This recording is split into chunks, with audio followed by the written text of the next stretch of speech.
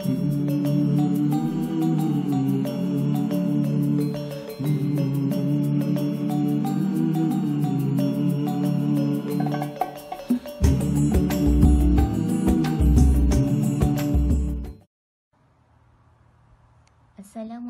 warahmatullahi wabarakatuh. Apa khabar murid-murid yang dikasihi sekalian? Ustazah harap kamu dalam keadaan baik dan sihat sejahtera.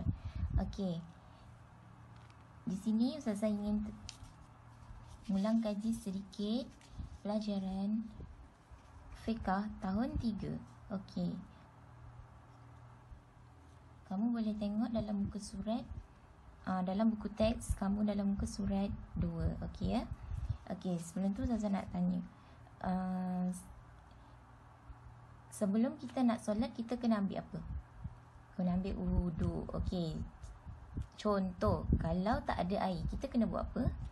Okey, kita kena tayamum. Okey, macam mana cara tayamum? Okey, kita tengok ya, pengertian tayamum ni dulu. Okey, Ustazah jelaskan pengertian tayamum. Pengertian tayamum ialah menyapu debu tanah yang suci ke muka dan kedua-dua tangan hingga ke siku dengan syarat-syarat tertentu. Okey, maksud dia tayamum ni kita kena menyapu debu tanah yang suci ke muka dan kedua-dua belah tangan hingga ke siku dengan syarat-syarat tertentu. Okey, kita kena menggunakan debu tanah yang suci. Kalau yang kotor tidak sah solat. Okey. Okey, seterusnya murid-murid boleh melihat muka surat 3 dalam buku teks fiqh tahun 3. Okey, kita tengok lafaz niat tayamum. Okey, sebelum kita nak ambil wuduk, kita kena baca apa? Niat wuduk kan? Okey, jika kita untuk tayamum, kita kena melafazkan lafaz niat tayamum. Okey, contohnya macam ni. Contoh lafaz niat tayamum ya. Okey. Bismillahirrahmanirrahim. Nawaitu tayammuma listibahati sholati lillahi ta'ala. Artinya, sahaja aku bertayamum untuk mengharuskan solat kerana Allah Ta'ala. Okey, jelas ya?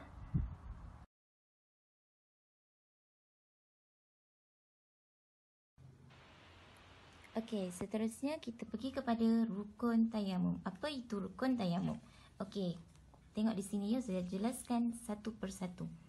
Okey, yang pertama, niat ketika memulakan tayamum. Kedua, menyapu debu ke muka. Ketiga, menyapu debu pada kedua-dua belah tangan hingga ke siku. Keempat, tertib. Okey, tengok yang pertama. Sebelum kita memulakan tayamum, kita kena buat apa? Niat. Bagaimana niat tayamum? Niat tayamum yang seperti mana saya jelaskan tadi. Okey, contohnya, contoh lafaz niat. Nawaitu tayammum listibahati solati lillahi ta'ala. Artinya, sahaja aku bertayamum untuk mengharuskan solat kerana Allah Ta'ala. Okey, kemudian lepas kita dah niat, kita kena buat apa? Okay, kita tengok yang kedua. Menyapu debu ke muka. Selepas menyapu debu ke muka, kita kena buat menyapu debu pada kedua-dua belah tangan hingga siku. Okey, menyapu debu pada kedua-dua tangan ni kita kena guna tangan mana dulu? Okey, kita kena menyapu debu tangan pada belah kanan dahulu. Selepas itu baru sebelah kiri. Okey, jelas ya? Seterusnya murid-murid boleh lihat dalam muka surat 5. Okey, kita pergi kepada syarat-syarat tayamum. Okey, saya jelaskan ya satu persatu syarat-syarat tayamum. Okey, yang pertama, apa itu syarat-syarat tayamum? Pertama, ketiadaan air. Kedua, keuzran kerana sakit yang tidak boleh menggunakan air. Ketiga, air yang ada hanya cukup untuk keperluan yang lebih penting. Keempat, dilakukan setelah masuk waktu solat. Kelima, menggunakan debu tanah yang suci. Okey, syarat-syarat tayamum. Jika kita ketiadaan air. Kedua, keuzran kerana sakit yang tidak boleh menggunakan air. Okey, contohnya di sini. Okey, jika seseorang itu mengalami kecederaan yang serius, yang anggota badan dia langsung tidak boleh menggunakan air. Okey, ni di dalam syarat diharuskan untuk bertayamum untuk mengambil wuduk. Okey, ketiga, air yang ada hanya cukup untuk keperluan yang lebih penting. Maksud untuk keperluan yang lebih penting ni contohnya jika kita ketiadaan air. Yang air itu hanya untuk keperluan seharian kita. Contoh untuk kita makan dan minum. Okey, ini juga diharuskan untuk bertayamum. Okey, keempat, dilakukan setelah masuk waktu solat. Okey, dilakukan setelah masuk waktu solat ni maksudnya setelah azan berkumandang. Okey. Keempat, menggunakan tanah yang suci. Kenapa kita kena gunakan debu tanah yang suci? Kerana jika kita menggunakan debu tanah yang kotor, maka solat kita tidak sah. Okey. Okey, murid-murid, kemudian kita pergi kepada sunat-sunat tayamum. Apa itu sunat-sunat tayamum? Okey. Sunat-sunat tayamum yang pertama ialah membaca Bismillahirrahmanirrahim. Kedua, menghadap kiblat. Ketiga, menipiskan debu. Keempat, mendahulukan anggota kanan. Okey. Sunat untuk kita bertayamum. Yang pertama, kita mestinya membaca Bismillahirrahmanirrahim. Kedua, mestilah menghadap kiblat. Ketiga, sebelum kita mengambil tayamum, kita kena menipiskan debu terlebih dahulu. Kelima, hendaklah mendahulukan anggota yang kanan dahulu sebelum menggunakan tangan anggota kiri. Okey. Okey, kira murid, kita pergi kepada perkara yang membatalkan tayamum. Apa itu perkara yang membatalkan tayamum? Okey, saya jelaskan di sini. Yang pertama, murtad. Kedua, sembuh daripada sakit. Ketiga, melakukan perkara yang membatalkan wuduk. Keempat, luput waktu solat. Kelima, ada air sebelum solat. Okey, pertama, apa maksud murtad? Murtad bermaksud orang yang keluar daripada agama Islam. Kedua, sembuh daripada sakit. Okey, apabila kita telah sembuh daripada penyakit, kita tidak digalakkan untuk bertayamum. Kita diwajibkan ambil wuduk. Okey, ketiga, melakukan perkara yang membatalkan wuduk. Keempat, luput waktu solat. Luput waktu solat bermaksud apabila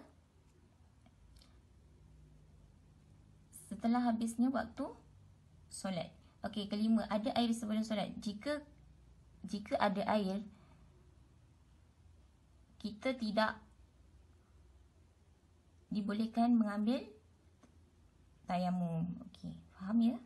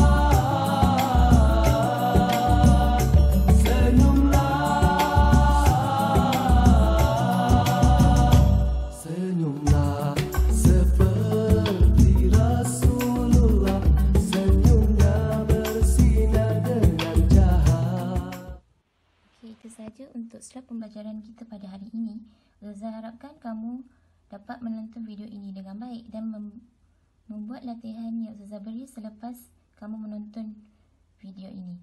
Okay, terima kasih untuk anak-anak murid yang dikasihi sekalian. Assalamualaikum warahmatullahi wabarakatuh.